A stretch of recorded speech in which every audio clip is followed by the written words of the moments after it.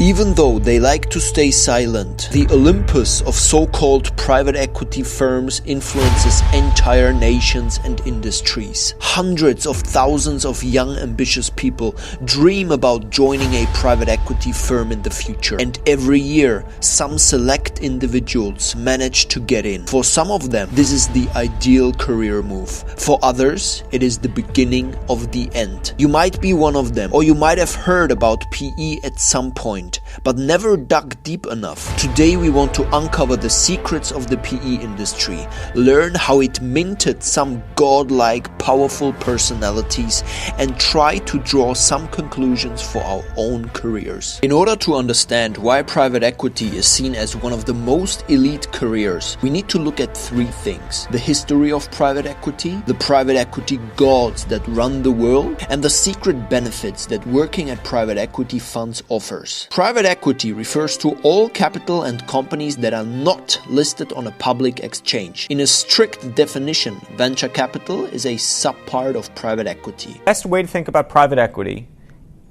is to think of somebody buying a home, trying to fix it up, and then selling it. The only distinction is that typically the buyer is often playing with other people's money. And investors have been acquiring businesses and making minority investments in privately held companies since the dawn of the Industrial Revolution. Throughout history, private equity was really more venture capital, so money was primarily invested in young companies and startups until something revolutionary happened. President Eisenhower signed the Small Business Act of 1958 that provided government loans to private venture capital firms, allowing them to leverage their own holdings to make bigger loans. In the 1980s, when Congress further relaxed capital gains taxes and restrictions for pension funds to invest in PE funds, the PE party started taking off. Booster ignition and liftoff of Discovery. Some of the biggest PE firms were all started in the 1980s. PE history was written by people like Carl Icahn and his TWR Airlines LBO. You don't have the balls to do what I'll tell you to do. Just like that. I said, what's that? Get rid of all of them tomorrow.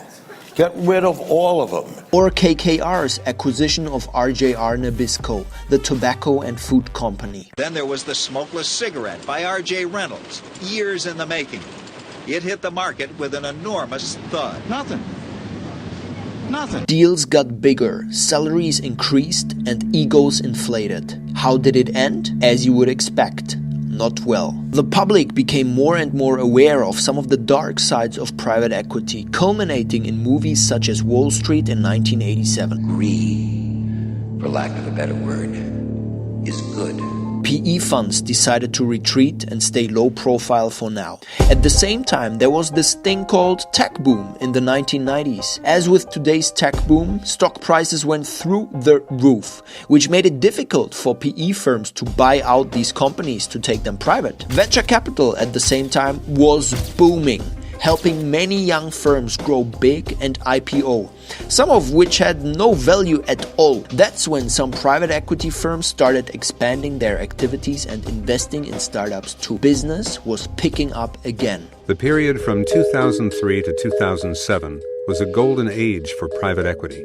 But the next crisis was already around the corner. 2007-2008, real estate prices dropped, loans defaulted, and nerves collapsed. My people have been in this game for 25 years, and they are losing their jobs, and these firms are going to go out of business, and he's nuts! They're nuts! They know nothing! Hedge funds and major banks were hit hard, not only with depreciating mortgage-backed securities, but also a severe correction in the equity markets and bond yields that finally normalized after nearly 2 years of inversion. And private equities suffered too. PE firms commonly use a mix of debt and equity to finance their deals, and a general tightening of credit made it much harder for PE firms to get deals done. Most PE firms got the financing, but at much less beneficial terms than they had thought. No credit, no private equity business. For some market observers, this was the end of the private equity industry. Once the credit markets contracted, once banks decided that they couldn't loan money anymore,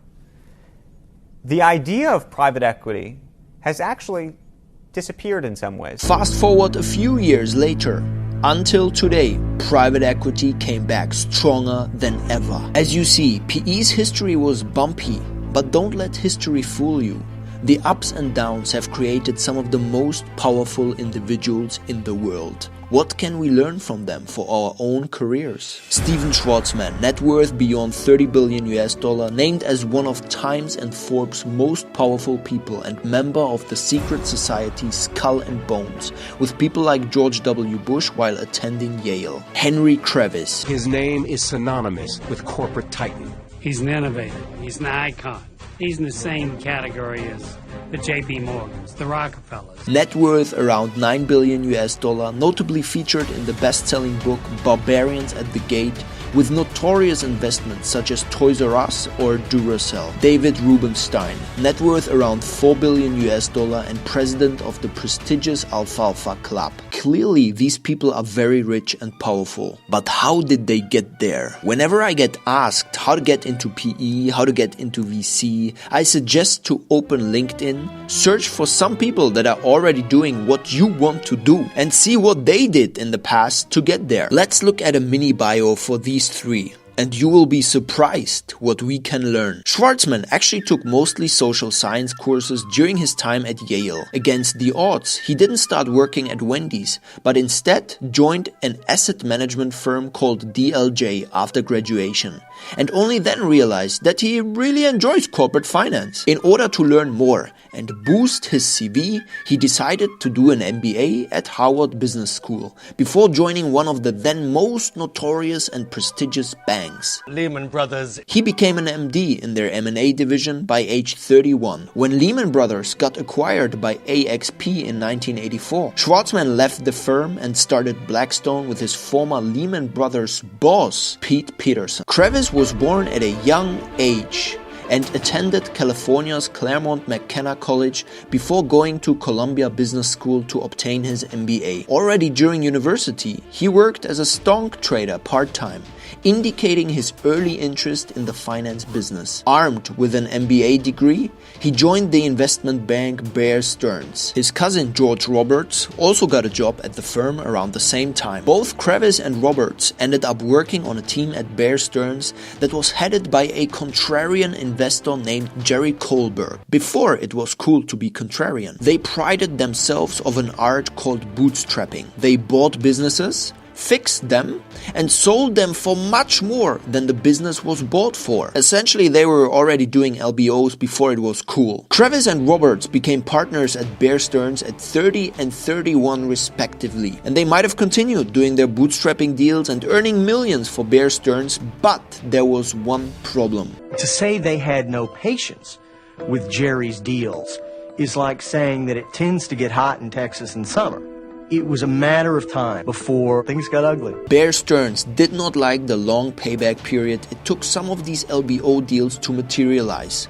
Thus, at some point, Kravis, Roberts, and their former boss, Kohlberg, started their own firm, KKR. David Rubenstein today prides himself of a few things in life: his humble upbringing in Maryland, his charitable contributions to organizations such as the Giving Pledge, and his ability to lobby the hell out of politicians in order to raise billions for his PE funds. Aided by a scholarship, David Rubenstein studied law at the University of Chicago. Afterwards, he worked as a lawyer at a prominent New York-based law firm called Paul, Weiss, Rifkin, Wharton and Garrison. He was always fascinated by politics, so after 2 years in law, he decided to work in politics as a counsel. He seemed to be doing well, as after another 2 years he was appointed deputy assistant to President Carter for domestic policy. But then he got unlucky. Carter lost the re-election and David lost his job. There you go again. He went back to law, hated it, and thought about what the hell to do with his life. And finally, read about LBOs. He jumped on the opportunity by founding the Carlyle Group with 2 partners. And the rest is history. Now, all of this information is worthless if we cannot derive concrete advice for your personal career from it. But of course, we cannot simply imitate these titans. I think every moment in the history of business happens only once. The next Mark Zuckerberg won't be starting a social networking site. The next Bill Gates won't start an operating system. The next Elon Musk won't start a Tesla electric car company.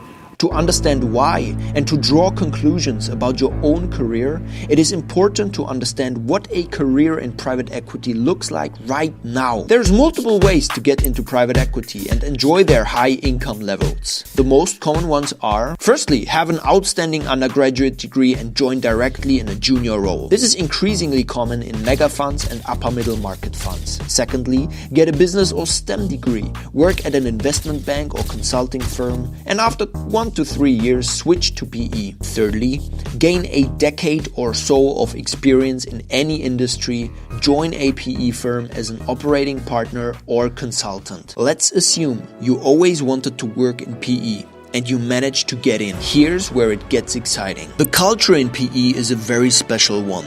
You have unique benefits that are real game changers, but you also need to be aware of some dangers. The culture in private equity is similar to the culture in management consulting or investment banking firms, mainly because that's where they hire from. There's one big difference. PE tends to attract the more ambitious and bright portion of consultants and bankers. To survive in this industry is also difficult because you need skill sets not only in analyticals that wouldn't teach, but also in EQ, in your ability to deal with people. After 2 to 3 years in banking or consulting, you can take it easy. For example, by joining a firm in the industry you consulted, or you keep the hustle up and join fields such as PE. What's more, the environment is quite entrepreneurial. Partners and MDs have autonomy in determining which deals to focus on and how to assemble their teams.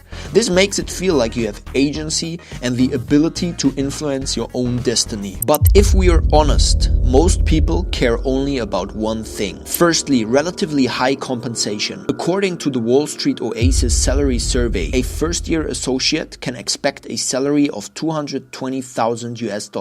At prestigious funds, this number is significantly higher. Secondly, the beloved carry. Not all, but some firms offer the possibility to get a percentage of the profits of the deals you work on, typically 1 to 2%. There is many nuances of this, but working on deals worth tens or hundreds of millions can give you solid 6-figure bonuses. Lastly, and something that's often overlooked, for some funds you have the possibility to co-invest in the PE fund. So not only do you have a very high cash flow through salary, bonus, and carry, you are also able to invest it more profitably than 99% of the population that needs to rely on index funds or stonks. But where there's light, there's also shadow. Working in PE offers many upsides, but you need to live with the downsides too. Apart from the working hours, which can be equal to investment banking hours in the final stages of deals,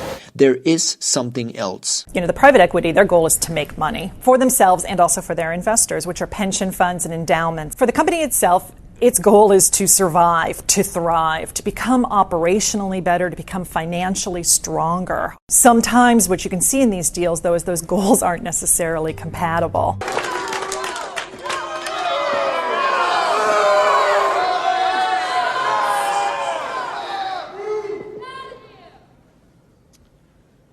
Amen. By utilizing other people's money and sometimes radical methods of laying off employees in newly acquired businesses, PE firms have developed quite a bad reputation in the public, also aided by some of their most prominent representatives. He has a very accomplished and cold analytical eye. Henry doesn't think anything of chopping down a CEO who doesn't deliver his numbers. Gone. No matter who you are, what can we learn from this? Firstly, if we look past the downsides of private equity, we can see why it can be a brilliant and powerful career to pursue. You get to keep the safety net of a corporate environment while having a lot of entrepreneurial freedom as you climb the senior ranks of private equity funds. It's incredibly hard, but it's equally rewarding. People don't become successful as part-time workers.